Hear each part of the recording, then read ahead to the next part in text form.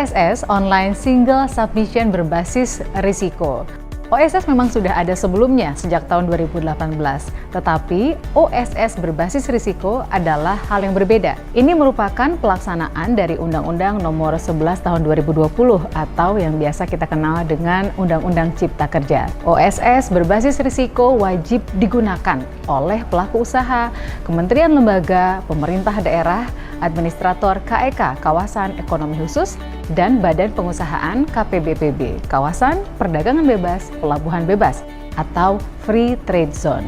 OSS berbasis risiko memberikan layanan bagi pelaku usaha yang terbagi dalam dua kelompok besar, yaitu usaha mikro kecil atau UMK dan non-usaha mikro kecil atau non-UMK. UMK dapat berbentuk orang perseorangan dan badan usaha.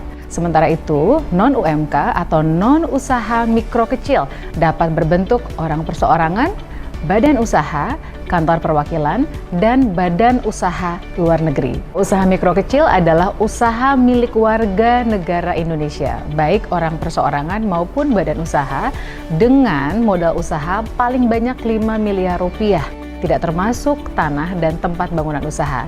Kalau kita bagi lagi ke dalam usaha mikro dan kecil, maka usaha mikro adalah yang modal usahanya paling banyak 1 miliar rupiah.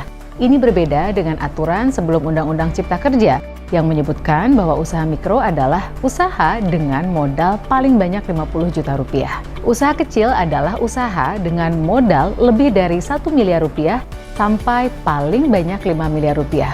Berbeda dengan aturan sebelum Undang-Undang Cipta Kerja, di mana sebelumnya usaha kecil adalah usaha dengan modal lebih dari 50 juta rupiah sampai dengan paling banyak 500 juta rupiah. Usaha menengah adalah usaha milik warga negara Indonesia, baik orang perseorangan maupun badan usaha, dengan modal usaha lebih dari 5 miliar rupiah sampai dengan 10 miliar rupiah, tidak termasuk tanah dan tempat bangunan usaha. Usaha besar adalah usaha berbentuk penanaman modal asing atau PMA maupun PMDN dengan modal usaha lebih dari 10 miliar rupiah, tidak termasuk tanah dan tempat bangunan usaha. Kantor perwakilan adalah orang perseorangan warga negara Indonesia atau asing atau badan usaha yang merupakan perwakilan pelaku usaha dari luar negeri dengan persetujuan pendirian kantor di wilayah Indonesia. Badan Usaha Luar Negeri atau BULN adalah badan usaha asing yang didirikan di luar wilayah Indonesia dan melakukan usaha dan atau kegiatan pada bidang tertentu. Sekarang mari kita memahami tentang risiko. Perizinan berusaha berbasis risiko memang mengubah pendekatan sebelumnya yang berbasis izin menjadi berbasis risiko. Artinya, usaha dikelompokkan berdasarkan tingkat risiko, dan tingkat risiko tersebut menentukan jenis perizinan berusaha. Risiko usaha dibagi menjadi 4, yaitu rendah, menengah tinggi, dan tinggi.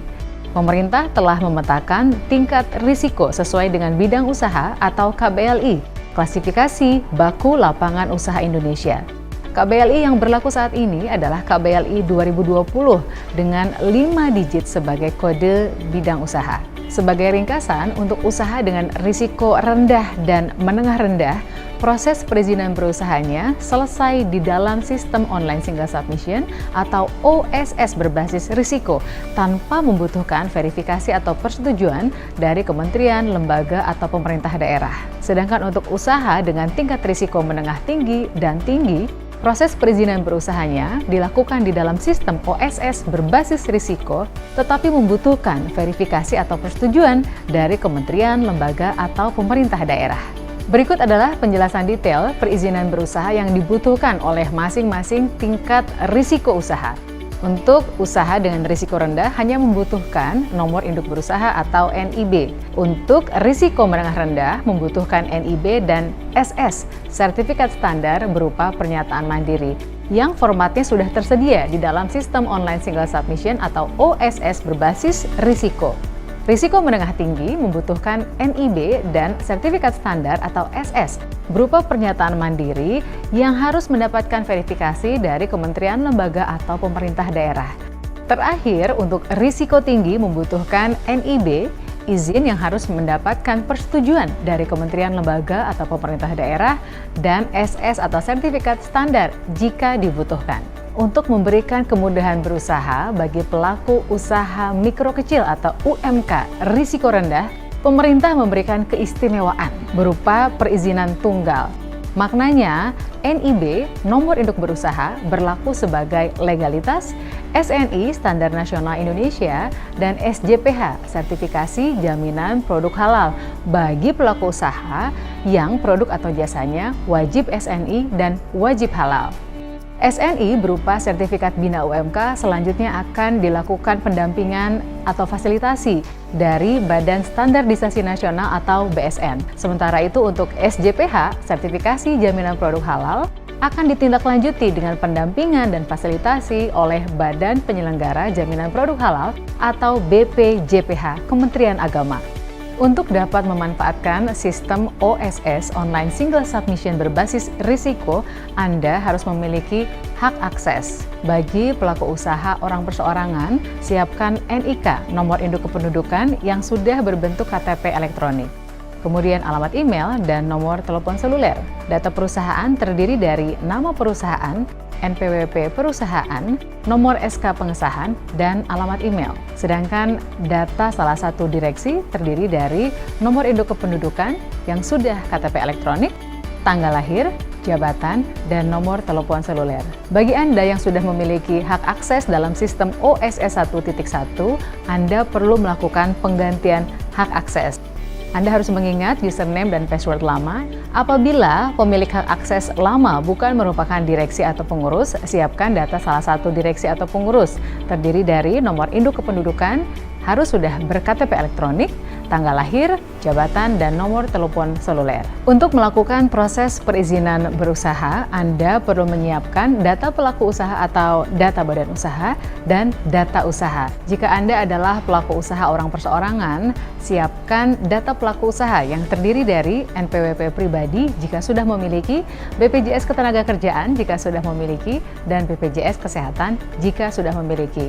Jika Anda belum memiliki ketiganya, jangan khawatir, karena proses perizinan berusaha tetap dapat dilanjutkan. Jika Anda badan usaha, siapkan data badan usaha yang meliputi masa berakhir legalitas, alamat badan usaha, email, NPWP, nomor telepon badan usaha, dan modal disetor dalam bentuk lain. Untuk data usaha, siapkan bidang usaha, yaitu 5 digit kode KBLI 2020, lokasi usaha meliputi luas lahan dan lokasi, detail usaha yang terdiri dari nama usaha atau kegiatan, modal usaha.